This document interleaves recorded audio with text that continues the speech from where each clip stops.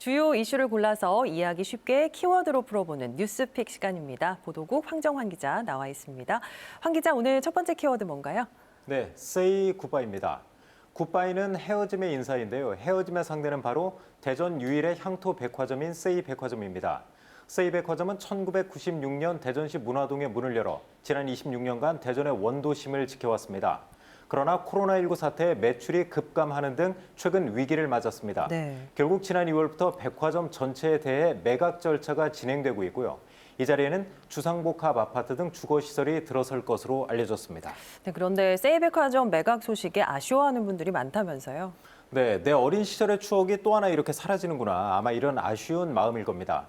앞서 말씀드렸지만 지난 26년간 IMF 사태 등 수많은 우여곡절을 겪으며 대전 원도심을 지켜왔고 또한 대전 유일의 향토 백화점이라는 사실이 사람들의 향수를 자극하는 것 같습니다. 그렇죠.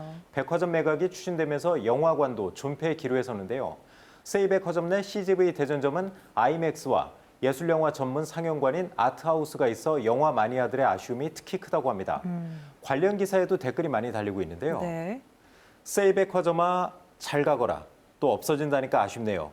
또 추억 한 곳이 이렇게 사라지는구나. 이런 내용이 좀 줄을 이루고 있는데요. 아쉬움을 좀 많이 나타내고 있습니다. 백화점 매각은 기정사실로 된 것 같은데 또 그 과정에서 풀어야 할 과제가 많다고 하죠. 네, 맞습니다. 일단 매각 이후의 활용 방안입니다. 일부에서는 매각 후 재임차 형태로 당분간 백화점을 운영할 수 있다는 전망이 나오지만요. 입지가 좋아서 바로 주상복합 아파트 건립이 추진될 가능성도 있습니다. 이렇게 되면 100명 안팎인 백화점 직원의 고용 승계 문제와 입점업체와의 협의가 먼저 매듭 지어져야 합니다. 또 CGV 대전점도 계약 기간이 2036년까지로 아직 10년 이상 남아있는데요. 매각 관련 사전 협의가 없었던 것으로 알려져 이 부분도 풀어야 할 과제입니다. 지역의 향토 백화점이 사라진다는 것에 좀 아쉬움이 있지만 매각에 따른 여러 문제도 순조롭게 해결이 되길 바랍니다. 두 번째 키워드는 뭔가요? 네, 바로 돌봄 로봇입니다. 그 홀로 사는 어르신들의 가장 큰 고통 중에 하나, 바로 외로움이라고 하죠. 이 인형이 말동무가 돼줄 수 있다고 합니다. 어떻게 작동하는지 직접 보여드리는 게 가장 이해하기 쉬울 것 같은데요. 네. 말씀하세요. 자, 오늘 날씨도 좋은데 같이 외출 좀 할까요? 그럴까요? 자, 아주 귀엽죠? 네. 이런 식으로 간단한 대화가 가능하고요. 상대방이 말이 없으면 스스로 말을 걸기도 한다고 합니다. 좀 반응 속도가 느리긴 한데 이게 어르신들이 이제 사용하다 보니까 그걸 감안해서 일부러 이렇게 천천히 말하도록 그렇게 설계를 했다고 합니다.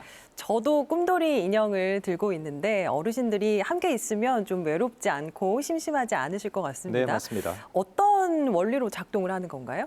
네, 이 로봇에는 인공지능 음성인식 기술이 탑재가 돼 있습니다. 기존의 음성인식 기술과는 달리 말하는 사람의 기분 상태를 파악해서 감성적인 대화가 가능하고요. 대화 도중에 우울, 심심 이런 표현이 나타나면 데이터를 관리하는 관제센터에서 포착해서 보호자에게 전달도 합니다.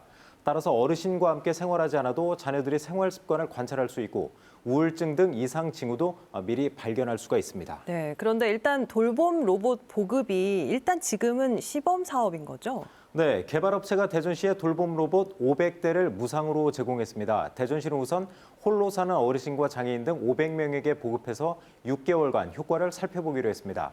효과가 좋으면 그때는 보급을 확대해서 비대면 돌봄 사업을 본격적으로 추진할 계획입니다. 코로나19로 대면 접촉이 점점 줄어드는 요즘 돌봄 로봇이 어르신들의 외로움을 달래주고 정서 안정에도 도움이 되길 바랍니다.